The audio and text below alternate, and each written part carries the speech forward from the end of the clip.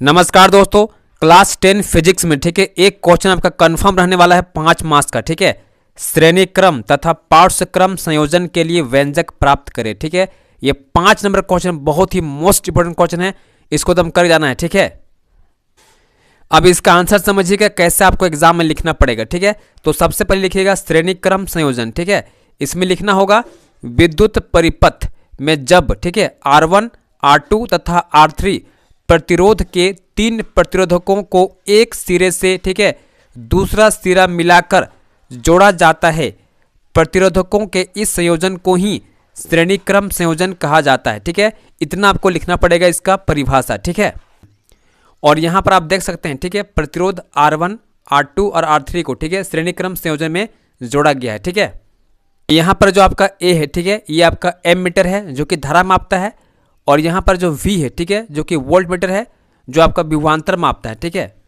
अब इसमें आगे लिखिएगा ठीक है श्रेणी क्रम संयोजन में ठीक है दो सिरों x तथा y के बीच ठीक है कुल विभवांतर V बट जाता है। ठीक है, अर्थात V इक्वल टू हो जाएगा V1 plus V2 plus V3।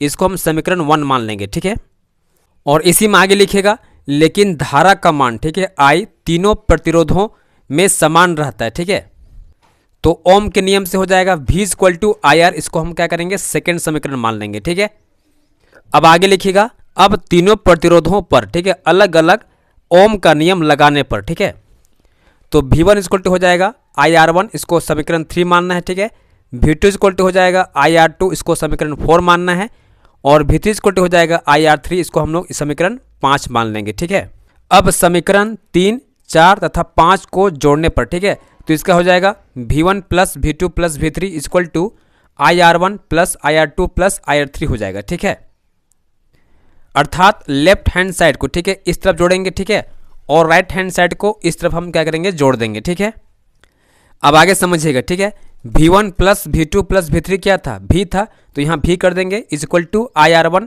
Plus IR2 plus IR3 हो जाएगा। ठीक है, अब आगे समझिएगा ठीक है यहाँ से हम क्या करेंगे I कॉमन निकाल देंगे। ठीक है, तो I कॉमन निकाल जाएगा तो आपका आएगा R1 plus R2 plus R3। ठीक है, और देखो V क्या होता है V इक्वल टू IR होता है। ठीक है, तो इसके जगह हम क्या कर देंगे IR रख देंगे। ठीक है, तो यहाँ से I और I क्या हो जाएगा कैंसिल हो जाएगा। ठीक है, तो यहाँ पर हो जाएगा R equal to R1 plus R2 plus R3। ठीक है, देयरफॉर यहाँ पर RS निकल जाएगा। हम लोग का RS क्या है, RS हम लोग का रेजिस्टेंस ऑफ सीरीज है। ठीक है, इक्वल टू हो जाएगा हम लोग का R1 plus R2 plus R3। ठीक है, ये हम लोग का प्रूव हो गया। ठीक है, और इसके नीचे लिखिएगा निष्कर्ष। ठीक है, जब बहुत से प्रतिरोध ठीक है श्रेणी क्रम में जोड़ा जाता है तो कुल प्रतिरोध R1, R2, R3 ठीक है के योग के बराबर होता है और कुल प्रतिरोध का मान बढ़ जाता है। ठीक है, तो याद रखिएगा श्रेणी क्रम संयोजन में ठीक है रेजिस्टेंस का जो मान होता है ठीक है प्रतिरोध का जो मान होता है वो बढ़ जाता है। ठीक है, अब हम लोग आते हैं पार्श्वक्रम संयोजन में। ठीक है, देखिए इसमें होता क्या है, इसमें 3 प्रतिरोधक ठीक है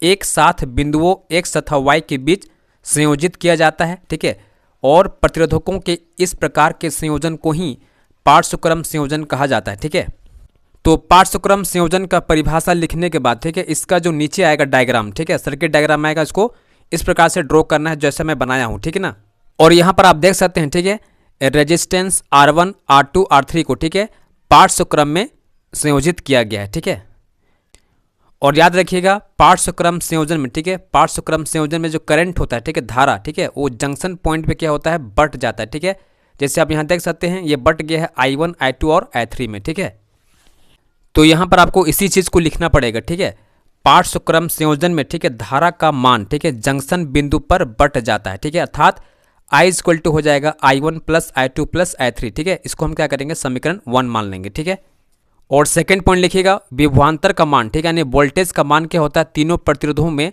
समान रहता है। ठीक है, इस पॉइंट को एकदम ध्यान दीजिएगा। ठीक है, तो ओम के नियम से हो जाएगा I equal to V upon R हो जाएगा। ठीक है, इसको हम क्या करेंगे समीकरण 2 मान लेंगे। ठीक है, इसके बाद आगे लिखिएगा प्रत्येक प्रतिरोधक पर ठीक है ओम का नियम लगाने पर ठीक है तो I1 हो जाएगा हम लोग का V अपॉन R1। ठीक है, इसको समीकरण 3 मानेंगे। I2 हो जाएगा V अपॉन R2, इसको हम समीकरण 4 मान लेंगे। ठीक है, और I3 हो जाएगा V अपॉन R3, इसको हम समीकरण 5 मान लेंगे। ठीक है, अब समीकरण 3, 4 तथा 5 को योग करने पर ठीक है तो इसका हो जाएगा I1 plus I2 plus I3 is equal to ठीक है V upon R1 plus V upon R2 plus V upon R3 हो जाएगा। ठीक है, देखिए I1 plus I2 plus I3 क्या था, I था, तो यहाँ पर I कर देंगे, ठीक है। और यहाँ से भी कॉमन निकालेंगे, ठीक है। भी क्या करेंगे, हम कॉमन निकाल देंगे, तो यहाँ पर आपका आएगा 1/R1, ठीक है, प्लस 1/R2 प्लस 1/R3 आ जाएगा, ठीक है ना। तो यहाँ पर हम लोग का आ जाएगा 1/R, ठीक है, equal to 1/R1 plus 1/R2 plus 1/R3, ठीक है। तो यही निकल गया हम लोग का पार्श्वक्रम संयोजन का समीकरण निकल गया, ठीक है, इसका व्यंजक निकल गया, ठीक है। तो यहाँ पर लिखिएगा पार्श्वक्रम संयोजन में, ठीक है, कुल प्रतिरोध का जो मान होता है कम हो जाता है, ठीक है। यानी पार्श्वक्रम संयोजन में जो प्रतिरोध होता है, ठीक है, जो रेजिस्टेंस होता है उसका मान क्या होता है, कम हो जाता है, ठीक है।